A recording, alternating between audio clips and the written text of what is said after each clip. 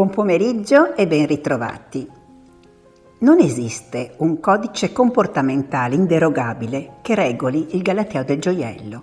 Una buona regola per essere sempre misurati comunque è di indossare pietre colorate di giorno e invece le pietre preziose come smeraldi, rubini, zafferi e il tanto amato diamante per la sera. Tuttavia, se la caratura lo consente, anche le pietre preziose possono essere indossate anche durante il giorno, senza alcun timore di apparire eccessivi. Non a caso il diamante è divenuto il miglior amico delle ragazze, da quando verette e solitari di importante caratura hanno lasciato lo spazio al solitario piccolo, concesso in ogni occasione della giornata. Il buon gusto prevede comunque che non ci sia più di un anello per mano, fatta salva la fede nuziale che non conta. Il galateo suggerisce poi di non indossare più di 2 gioielli contemporaneamente, per cui se abbiamo un importante collier ci abbineremo un bracciale, oppure un paio di orecchini, sempre però uno solo per lobo. Tutte queste sono regole comunque da rivedere sempre alla luce del momento e del gusto personale. Parlando in generale, è meglio non abbinare mai oro bianco con oro giallo, quindi un gioiello di oro bianco e l'altro con oro giallo, oppure il solitario con 2 punti luci perché sono troppo distanti tra loro. Orecchini di qualunque foggia con una collana importante, una prima donna che non ammette rivali.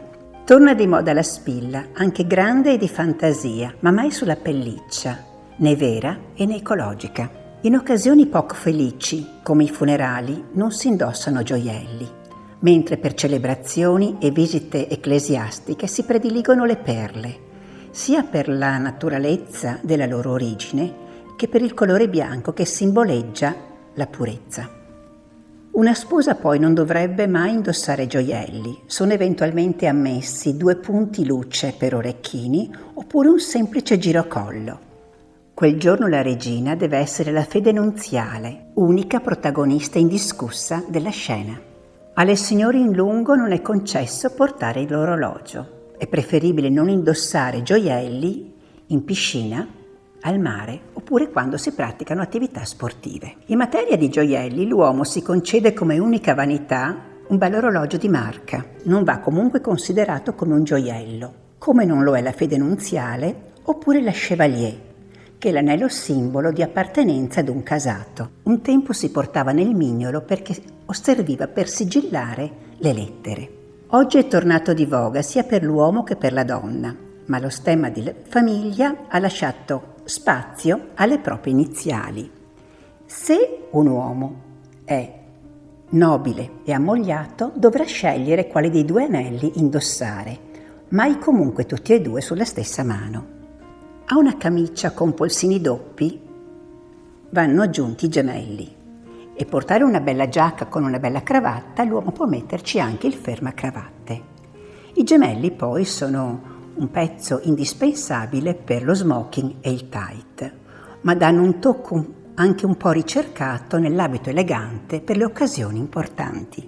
Per accompagnarli al meglio poi, l'orologio di plastica colorata oppure di metallo va sostituito con un orologio classico, con cinghietta in pelle o nera o bordeaux.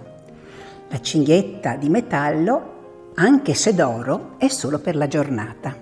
In conclusione, il gioiello è frutto di una storia e va indossato con semplice naturalezza e ricercata eleganza, rispecchiando la propria personalità. Anche in questo caso, armonia e sobrietà sono le parole chiavi per non eccedere mai ed essere sempre eleganti.